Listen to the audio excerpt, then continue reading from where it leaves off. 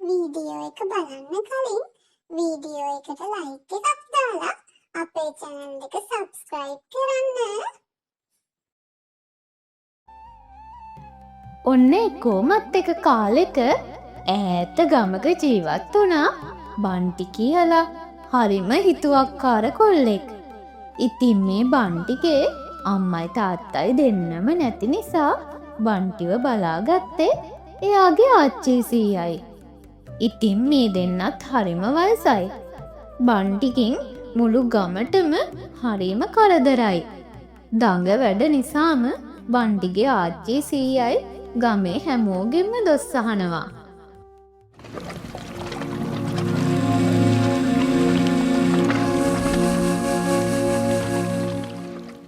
අපි ළමයි හැදුවේ එක එක්කෙනාගෙන් ගුටි කන්න නෙමේ සියාතුමා මේ. ඔහේගේ මේ මුණුපුරාණන් ඇත්තටම හරිම හිස් රදයක් මේ ගමට. අනේ මහතුන් ටිකක් කලබල නොවී ඉන්නකෝ. මේ ළමයට මං හැමදාම අවවාද කරනවා. පොඩි දරුවන්ට හිරිහැර කරන්න එපා කියලා. අවවාද කරා කියලා ඔය ළමයා ඇහුවද? අනේ තේරුමක් ඇති වැඩක් කරන්න සියාතුමා මේ. ආයේ මගේ දරුවට පාරක් ගාලා තිබුණොත් මම නරක මනුස්සයා කියන්න එපා.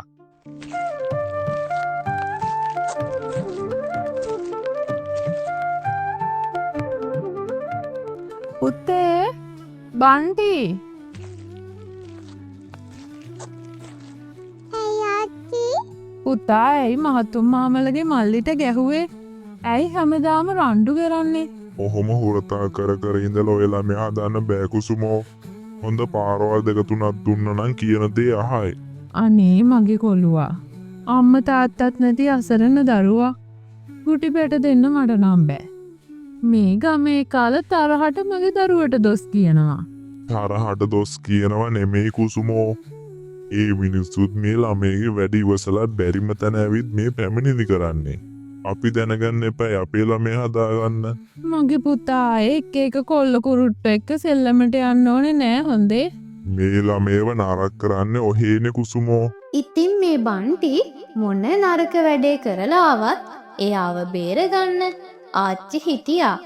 මේ ගැන බන්ටිගේ සීයා සියාතු ආච්චිට කොච්චර දොස් කිව්වත් අම්මා තාත්තා නැති නිසා ආච්චි නම් බන්ටිට තරවටු කරේම නෑ.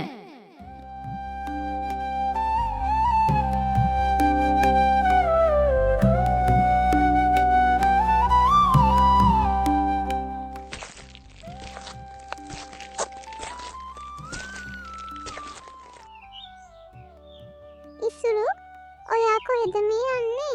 බන්ටි අයියේ, මම මේ කිරි අම්මලාට දිහා යනවා. තනියම? ඔව්, අම්මලා හේනට කියානේ. ඉතින් මොනවද ඔය අතේ තියෙන්නේ? මේ අපේ කිරි අම්මට මම පැණි ආප අරගෙන යනවා. පැණි ආප? පැණි ආප නම් රසයි. කොහෙන්ද ඔය ටික මෙහාට? අනේ බෑ අයියේ. මේ ටික මං කිරි අම්මට දෙන්න ඕන. දෙන්න කිව්වේ මෙහෙට. කෝ ඉක්මනට දෙන්න. අනේ බන්ටි අයියේ, ඔය ටික දෙන්න මට. ඔන්න ඉතින් බන්ටි ඉසුරු අතේ තිබුණු පැණි ආප මුලත් උදුරගෙන ගහක් යටට ගිහින් ඒ ටික කාලා ගෙදර යන්න ගියා. මේ යන අතරමඟදී බන්ටි දකිනවා ගුණපාල මාමගේ එළහරක් ටික පිට්ටනියක් අයිනේ තනකොළ කන්න බැඳලා තියෙනවා. ඉතින් මේ නරක ළමයා මේ එළ දෙන්නු ටික ලිහාගෙන අරගෙන ගිහින් සිරියනන්දගේ එළවලු කොටුවේ බඳිනවා.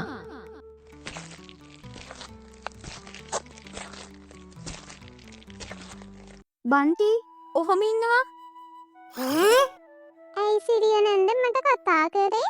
මේ ගුණපාලගේ හරක් ටික කොහොමද මෙතනට ආවේ? මං උන් ටික ගෙනත් බැන්දා. මොනවා? මගේ ලෝරු කොටුව විනාශ කරේ ඔය ළමයාද එතකොට?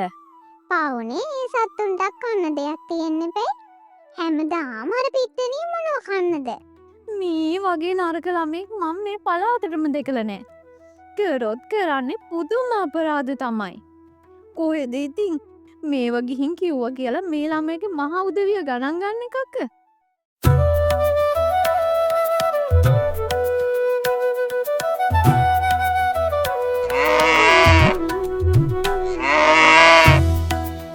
අනේ සිරියෝ මගේ එළදෙන්නු ටික ආවද මේ පැත්තට. මං මේ පහළ පිට්ටනිය බැඳල ගියේ. ආය ඇවිත් බලද්දි උන් ටික නෑනේ. අනේ ඔන්න අර සියාතුගේ මුණපුරාට එළ දෙන්නු ටික අහු වෙලා. මගේ එළවලු කොටු වෙනත් හොඳට ඕම බඩ පිරෙන්න කවාගෙන ඔන්න පහලට අරගෙන ගිය. පුදුම වදයක් මේ ළමගෙන් නම් ඇත්තටම තියෙන්නේ. දෙවියනේ මේ ළමය මගේ එළදෙන්නු ටික කොහේ ගෙනිච්චද මන්දා. ඉතින් ඔන්න එළ දෙන්නු ටිකත් අරගෙන ගඟ පැත්තට ගියපු බන්ටි දකිනවා ගඟ ළඟ බත්කූරු පිරිලා ඉන්නවා. ඉතින් එළ දෙන්නුන්ව ඇත්ත ඇරල දාපු බන්ටි බත්කූරු අල්ලන්න දුවල යනවා.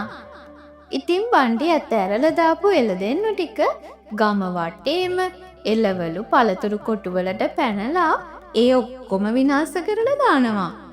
මේ ගැන පැමිණිලි අරගෙන බන්ටිගේ ගමේම අය බන්ටිගේ ගෙදර ඇවිත්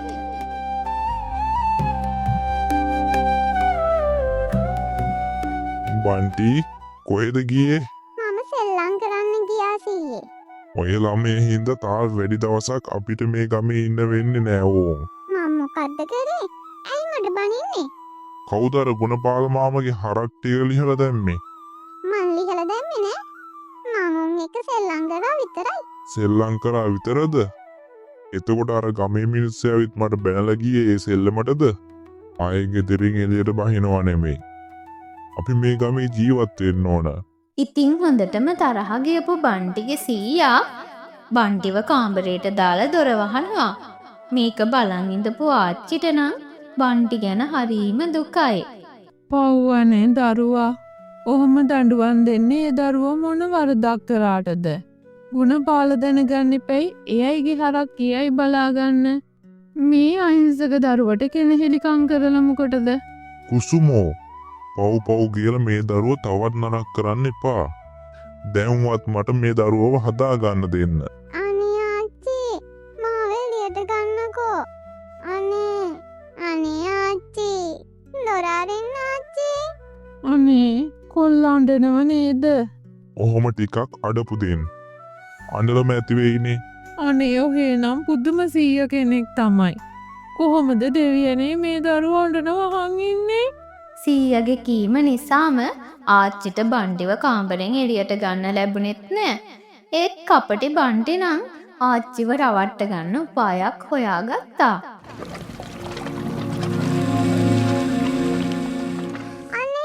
අනේ බුදු අම්මෝ අනේ මට ඉන්න බැරියෝ. අනේ ආච්චි අනේ මට ඉන්න බෑ. ආච්චි දොර අරින්න. අනේ ආච්චි මගේ බඩ රිදෙනවා. ඉන්න බෑ ආච්චි දොර අරින්න. ඇයි මගේ පුතේ? කෝ බලන්න. අනේ මගේ පුතාට මොකද උනේ? ඉතින් ආච්චි දොර අරිනවත් එක්කම එළියට ආපු බන්ටි පස්ස නොබල දුවන්න ගත්තා. ආච්චිටත් හිතා ගන්න බෑ මොකද්ද උනේ කියලා. දෙවියනේ මේ කොල්ලා මාවත් රවට්ටලා පැනගත්ත නේද? දැන් මොකද්ද කරන්නේ මං? අදත් නඩුවක් අරන් ආවොත් නම් මම මේ ගෙදර ඉඳලත් ඉවරයි. බන්ටි මෙහෙම දුවල යන අතරේ ඔන්න දකිනවා ගුණපාල මාමයි සිරිය නැන්දයි තව ගමේ කීප දෙනෙක් ගහක් යට ලොකු කතාවක් දාගෙන ඉන්නවා.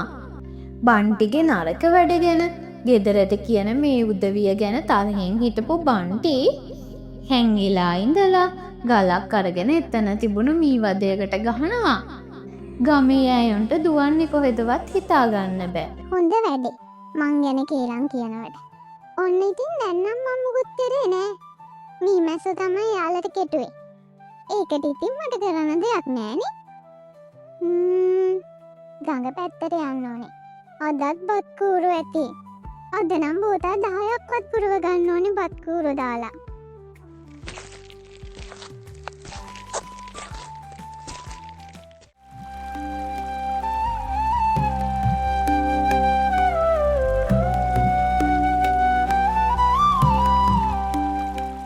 මොනවද ඔය දරුවා ඔය කරන්නේ? මම මේ බත් කූරු අල්ලනවා. පව් වැඩ කරන්න එපා දරුවෝ. අහිංසක සතුන්ට කරදර කරන එක කොච්චර පවක්ද? අනේ පිස්සු. මම නම් ළමයි පාට බත් කුරන්ට හරිම ආසයි. අපේ ගෙදර මේ වගේ ගොඩක් උන් ඉන්නවා බෝතල් වල දාලා. ඉතින් දරුවෝ බෝතල් වලට දැම්මම ඔය සත්තු හුස්ම ගන්නේ කොහොමද? ඔය සත්තු මැරෙනවනේ. ඉතින් උන් මැරුණම මට ලේසියිනේ. උන් අරන් තියාගන්න. ඉතින් මේ වයසක සීයා මොන දේ කිව්වත් ගණන් නොගන්න බන්ටි හිතේ හැටියට බත් කූරු අල්ලලා බෝතල් වලට දාගත්තා. ඉතින් මේ වෙලාවේ වයසක සීයා කෙනෙක් වගේ වෙස් මාරු කරගෙන හිටපු දෙවියෝ බන්ටි ඉස්සරහ මතුවෙනවා. ඉතින් මේක දැකපු බන්ටි එකපාරටම බය වෙලා අතේ තිබුණු බෝතලේ බිමට වැටෙනවා. කවුද මේ දිලිසෙනඳුන් ඇඳගෙන ඉන්නේ? කවුද ඔයා? ටීවී කෙනෙක්ද ඔයා? දැන් මෙතන වයසක සීයා කෙනෙක් හිටියේ. ඔය ළමයාගේ නරක නපුරු වැඩ මම ගොඩක් දවස් බලාගෙන හිටියා. ඔය ළමයා හරිම නරක ළමයෙක්. මම නරක ළමෙක් නෙමෙයි. ඔය ළමයා වැඩිහිටියන්ට කරදර කරනවා. වැඩිහිටියෝ කියන දෙයක් අහන්නේ නැහැ. ගමේ අයටත් ඔය ළමයා නිසා හරිම කරදරයි. සතුන්ටත් හිංසා කරනවා. ඔය ළමයා දන්නවද? ඔය ළමයා දැන් ඔය කරන වැඩේ කොච්චර නරකද කියලා? ඔය බත් කූරන්ව දැන් නිදහස් කරන්න. අනේ මට නම් බෑ. මට ඔබ කියන දේ කරන්න බෑ. මම යන්න. මම ඔය දරුව බෝතලයක හිර කරොත් ඔය දරුවට හුස්ම ගන්න පුළුවන්ද? ඉතින් බන්ටිට දෙවියෝ කොච්චර අවවාද කරත් කිසි දෙයක් ගණන් නොගන්න නිසා දෙවියන් බන්ටිව ටික වෙලාවකට බෝතලයක් ඇතුලේ හිර කරනවා. ඉතින් පොඩි වෙලාවක් හිටපු බන්ටිට හුස්ම ගන්න බැරි වෙනවා. හොඳටම බය වෙලා බන්ටි අඬන්න ගන්නවා. ඉතින් දෙවියන් දුන් මේ දඬුවම නිසා බන්ටි තේරුම් ගන්නවා තමන් කරපු වරද. ඉතින් බන්ටි දෙවියන්ගෙන් සමාව ඉල්ලලා ආයෙත් වැරදි නොකරන බවට පොරොන්දු වුණාට පස්සේ දෙවියෝ බන්ටිව එළියට ගන්නවා. ඉතින් ඊට පස්සේ බන්ටි හරිම හොඳ ළමයෙක් වුණා වගේම ගමේ හැමෝගෙම ආදරයක් දිනාගත්තා.